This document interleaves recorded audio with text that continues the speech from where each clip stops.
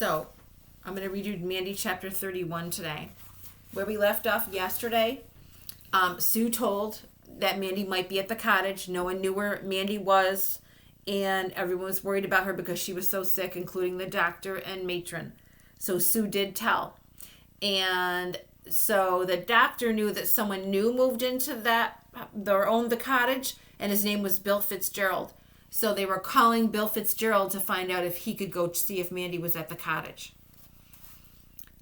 Chapter 31. Bill Fitzgerald looked at his pretty wife, Anne, sitting across from him at the dining table. He thought how nice it was to be having dinner with her in this cozy room. A fire was blazing in the grate. The silver shone in the candlelight. Samson, the butler, puttered at the sideboard, handling the warm plates and covered tureens with accustomed assurance. He was old and tall and thin as a reed, and he had been with the family for many years. Bill looked out at the rain beating against the sash windows. It was driving so hard that the park at the back of the house was completely obscured, so he couldn't see it at all. It was dark early tonight. Good to be indoors at such a time. He was glad of the break for dinner.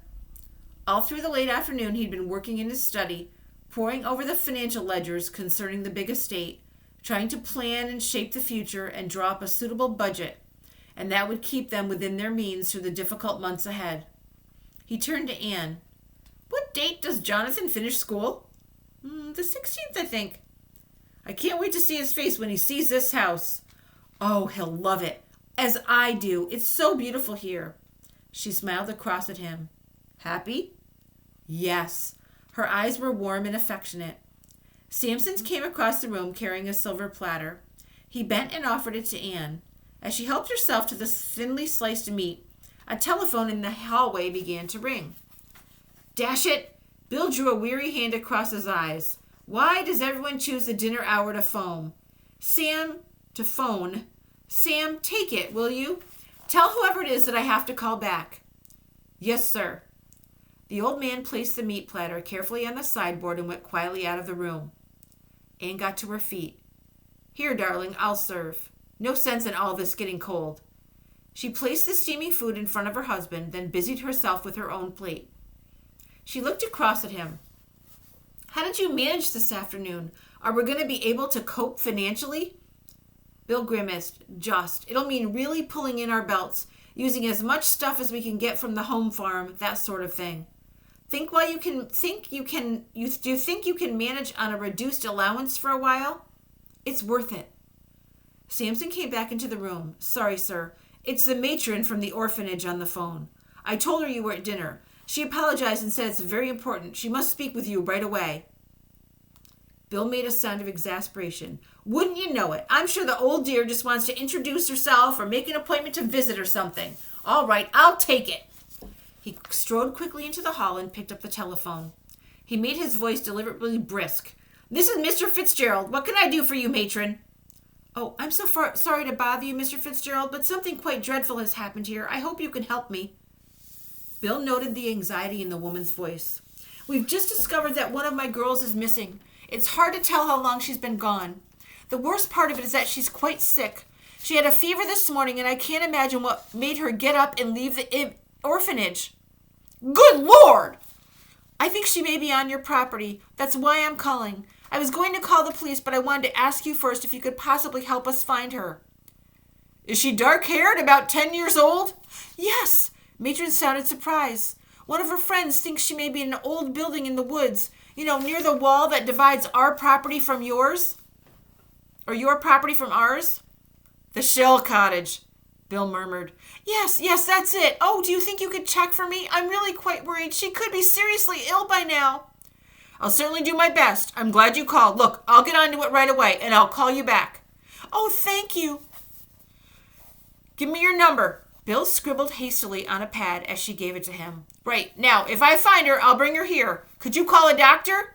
Well, Dr. Matthews is with me now. He can come immediately. Good. I'll get back to you as soon as I can. Bill hung up the phone and went back into the dining room. Anne, a terrible thing. You know that girl I told you about from the orphanage? Well, apparently she's at the shell cottage, or they think she is, and she's sick and running a fever. You mean she's out there now? Anne was instantly concerned. Yes, the matron's frightfully worried. Darling, I'll need my raincoat. Quickly, I'll have to go and see if I can find her. Should I come with you? No, I'll have to take the horse. The car would never get through. Bill ran across the hall and down a passageway leading to the stable yard. Brendan! He shouted from the porch. Sir? The groom appeared at the door of the tack room looking out through the rain. Saddle up the mare. I've got to go to the cottage in the beech woods. Tonight, sir? Afraid so. We think a child from the orphanage may be out there. Oh, sir. Right away, sir. Anne hurried out on the porch with Bill's raincoat over her arm. I brought your hat, too, darling. You'll need it. Heavens, that poor child. I hope you find her. Bill hunched into his coat. So do I. I wonder if this is ever going to stop. And he looked up at the rain. So, on this, it's a huge estate and there's lots of buildings. You kind of think of it, it's not really a castle, but like a castle is a way to think of it. And they have a big horse part where they keep all the horses, and then they hire somebody to take care of the horses. And then they have someone who helps them cook and serve dinner, and that was Samson, the guy who answered the phone. So those are the people in their house. So I don't think the Fitzgeralds have a lot of money, but I think that they need these extra people to help them run the things on the estate because it's a very big property. So, but they don't have a lot of money because they were talking about how they could barely make it, and if she could do with less of like a food allowance so that they could get by. So, Bill's going to go look for Mandy out in the pouring rain and using a horse because the car can't get through because it's so muddy from the rain. Take care, darling. Anne's face was clouded with anxiety. I'll turn down a bed and put some water on to boil. That child may need a hot drink or something. I'll keep your dinner warm. Yes. Oh, the doctor is coming on over here. He was at the orphanage when the matron rang. Brendan! Coming, sir. Bill jammed his hat on his head. There was a clatter of iron hooves on the cobblestones. Brendan ran out, pulling the big mare behind him. She was reluctant and nervous in the driving rain. So the rain is just coming down so hard, like, and the horse is a little scared. Bill swung up in the saddle. Whoa there, easy girl. The animal skittered and slid onto the wet cobbles. Open the gate to the back, Brendan, and get me a lantern. Yes, sir. The big gate swung wide slowly. Bill eased the dancing mare toward the opening. The wind was howling around the corners of the yard. Glancing back to the house, he saw Anne standing on the porch. Her face was white against the darkness. She waved anxiously. He raised an arm in farewell. The cold rain was already beginning to trickle down his neck. He turned up the collar of his coat and pulled it more tightly about him. So he's doing this with the collar of his coat so the rain doesn't get in there. Because if he has his hat, and then the hat, it'll run down the back of his coat and not go on the back of his neck. Brennan hurried out with a lantern. Bill leaned down to take it. Be careful, sir. Yes, tell Mrs. Fitzgerald to turn down on as many lights on the park side of the house as she can. It'll help me coming back. Yes, sir. God, what a night. Bill bent his head to screen his eyes from the rain and urged the big mare into a canter. They went streaking out through the tall white gates and disappeared into the pitch blackness. And then we have a little bunny today, but the little bunny even looks a little bit worried. If you look close, the bunny looks a little bit worried. And that's the end of chapter 31. So for today, for your writing, I want you to write about what kind of person or people do you think Bill and Anne Fitzgerald are? So at first he was really irritated because Matron called when he was just starting to eat dinner.